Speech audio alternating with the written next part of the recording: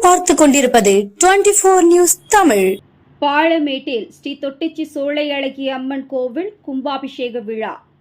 மதுரை மாவட்டம் பாலமேட்டில் தேவேந்திர குல வேளாளர் கிழக்கு தெருவில் அமைந்துள்ள ஸ்ரீ தொட்டிச்சி சோலை அழகி அம்மன் திருக்கோவிலில் மகா கும்பாபிஷேக விழா நடைபெற்றது. 2 நாட்கள் நடந்த இந்த யாகசாலை பூஜையில் மங்கள இசை முழங்க விக்னேஸ்வர பூஜை, புண்ணியாக வாசகம், வாஸ்து சாந்தி, பிரவேச பலி, அங்குரார்ப்பணம், மகா பூர்ணாகுதி தீபாராதனை நடைபெற்றது. தொடர்ந்து 2ஆம் கால யாக பூஜையுடன் கடம் புறப்பாடாகி கோவிலை சுற்றி வலம் வந்து கோபுர உச்சிக்கு கொண்டு செல்லப்பட்டு வானத்தில் கருடன் வட்டமிட கலசங்களில் புனித நீர் ஊற்றப்பட்டு மகா கும்பாபிஷேக விழா நடைபெற்றது.